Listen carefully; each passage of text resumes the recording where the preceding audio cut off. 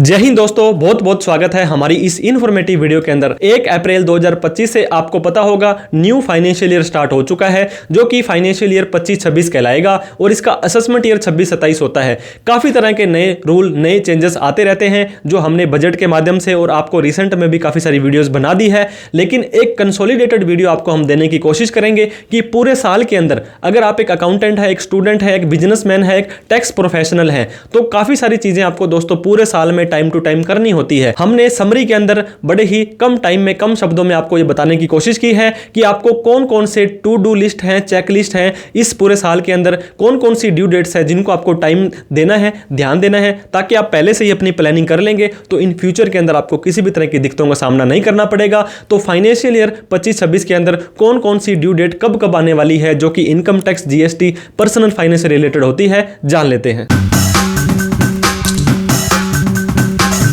तो दोस्तों आपको पता होगा 1 अप्रैल 2025 से हमारा जो फाइनेंशियल ईयर 25-26 स्टार्ट हो चुका है। बहुत तरह की ऐसी टू डू लिस्ट होती है। ये देखिए, इतनी लंबी चेकलिस्ट हम आपको बताने वाले हैं, जिनका पूरे साल आपको अगर एक बार भी ध्यान से देख लेते हैं तो अगर आप जीएसटी के अंदर हैं, अगर आप इनकम टैक्स में हैं, अगर आप पर्सनल फाइनेंस में हैं, बहुत तरह की ऐसी ड्यू डेट्स हैं जो आपको मिस नहीं करनी है, ताकि इन फ्यूचर में किसी भी तरह की प्रॉब्लम आपको ना आए। दोस्तों एक कहावत है, वो आपको मैं बताना चाहूंगा, if you think compliances are costly. Compliances मतलब टाइम से जो भी डाटा, रिटर्न, टैक्स भरना अगर आपको महंगा लगता है तो ट्राई नॉन कंप्लाइंस। तो बिना किसी डाटा भर के, बिना किसी रिटर्न को टाइम से भर करके देखो। दोस्तों मैं आपको डराने के लिए नहीं, लेकिन अगर आप इंटरेस्ट, टैक्स, पेनल्टी और बहुत तरह की दुविधाओं से बचना चाहते हैं तो आपको सारी की सारी ड्यू डेट्स का ध्यान देना है। 1/4/2025 से दोस्तों हमारा फाइनेंशियल ईयर 25-26 स्टार्ट हो चुका है और इसका असेसमेंट ईयर होता है 26-27। आईटीआर की बात करें, इनकम टैक्स रिटर्न, दोस्तों ऐसा कोई भी व्यक्ति जो इंडिया में कमाई कर रहा है उसको सरकार को बताना पड़ता है कि मेरी इतनी तो इनकम हुई है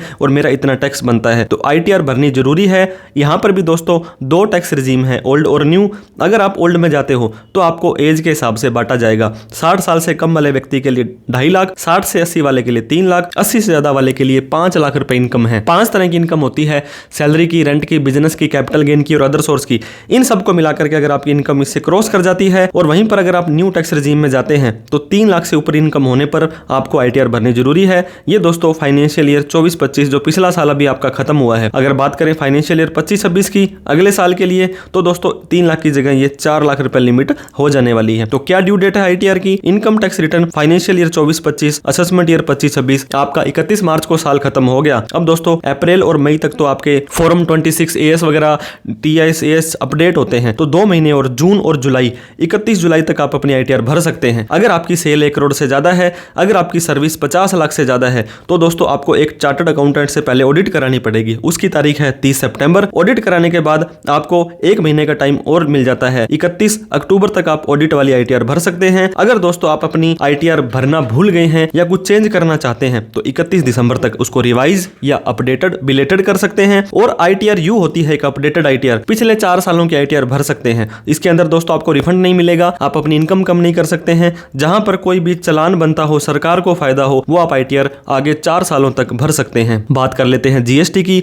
दोस्तों आपको पता होगा 40 लाख से ज्यादा सेल और 20 लाख से ज्यादा सर्विस होने पर जीएसटी नंबर लेना मैंडेटरी है। जीएसटी में अगर आप कंपोजिशन के अंदर हैं, 2 तरह की स्कीम होती है, कंपोजिशन और रेगुलर। तो CMP 08 का फॉर्म आपको हर 3 महीने के बाद भरना होता है। जैसे अभी जनवरी, फरवरी, मार्च गया है तो 18 अप्रैल से पहले पहले आपको ये भर देना है। अप्रैल, मई, जून का 18 जुलाई, जुलाई, अगस्त, सितंबर का 18 अक्टूबर, इस तरह से भरना होता है। तो 3-3 महीने में 4 तो आपकी CMP 08 जाएगी। और साल खत्म होने के बाद GSTR 4, पहले दोस्तों आपको ये 30 अप्रैल तक ही भरनी होती थी, अब 30 जून कर दिया है। 2 महीने का टाइम यहाँ पर भी बढ़ा दिया है। अगर आप जीएसटी रेगुलर में है तो यहाँ पर भी आपके पास 2 ऑप्शन है। एक तो QRMP होता है, जिसकी टर्नओवर 5 करोड़ रुपए से कम थी पिछले साल, वो इस साल QRMP में जा सकता है। क्वार्टरली तो रिटर्न है, रिटर्न तो 3 महीने बाद भरनी है, लेकिन पेमेंट उनको हर महीने करनी है, तो उसके लिए तो अकाउंटिंग भी हर महीने करनी पड़ेगी। IFF होता है, अगर आप 3 महीने बाद रिटर्न भरोगे तो सामने वाला व्यक्ति अगर रेगुलर 1 महीने वाली में है तो उसको इनपुट कैसे मिलेगा? तो आपको इनवॉइस फर्निशिंग फैसिलिटी IFF भरना पड़ेगा हर महीने की 13 तारीख से पहले पहले। और GSTR 1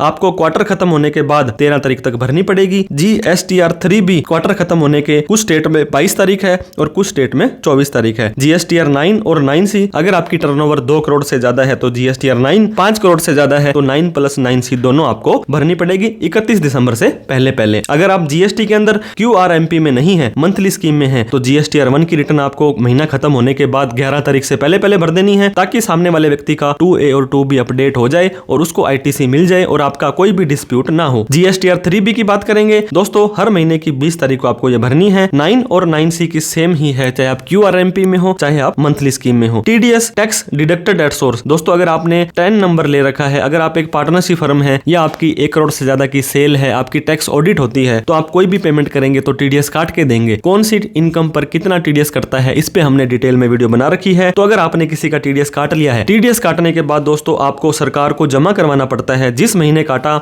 उस महीने की अगली तारीख से अगले महीने की 7 तारीख से पहले पहले। मान लीजिए ये अप्रैल से लेकर के फरवरी तक का टाइम है दोस्तों। मान लीजिए आपने दोस्तों 1 फरवरी को किसी का TDS काटा तो 7 मार्च से पहले पहले जमा करवाना है।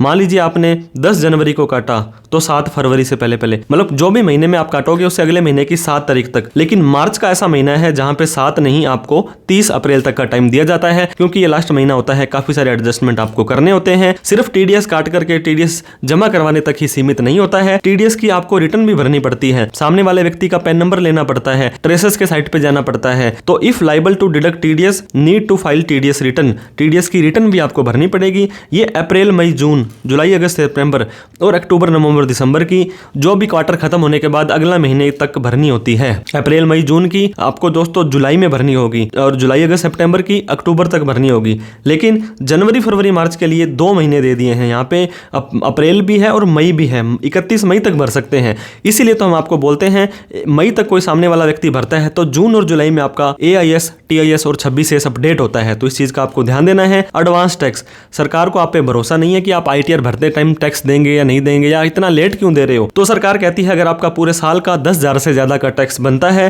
तो आप हमें एडवांस के अंदर टाइम से अभी दे दो। इसके अंदर भी इन्होंने 3-3 महीने का आपको टाइम दिया है। अप्रैल मई जून तक आपको दोस्तों 15 जून तक 15% दे देना है, जुलाई अगस्त सितंबर 15 सितंबर तक 45%, 15 दिसंबर तक 75% और 15 मार्च से पहले पहले सारा टैक्स दे दो। नहीं दे पाते हो तो भी दोस्तों 31 मार्च से पहले पहले 25 या 26 जो भी साल होगा उससे पहले जितना भी टैक्स बनता है अपना कैलकुलेट करो और सरकार को दे दो। नहीं तो सेक्शन 234B 234C का आपको इंटरेस्ट लग जाएगा। PF यानी कि provident fund, ESIC insurance, employ state insurance commission, अगर आप एक 20 या जितने भी कर्मचारियों से आपकी संस्था क्रॉस कर जाती है और आपने PF ESI ले रखा है तो हर महीने दोस्तों, हर महीना खत्म होने के अगले महीने की 15 तारीख से पहले पहले आपको रिटर्न भी फाइल करनी है और जो भी PF ESI आपको जमा कराना है वो भी सरकार के खाते में जमा करवा देना है। अगर आप एक कंपनी है दोस्तों, पब्लिक लिमिटेड है, प्राइवेट लिमिटेड है, OPC है या LLP है, तो बहुत तरह के कंप्लाइंस आपको एक्स्ट्रा करने पड़ते हैं जो कि ROC के अंदर होते हैं। आपको अपनी AGM वगैरह रखनी पड़ती है, इसकी वजह से सितंबर होती है, AOC 4, MGT 7,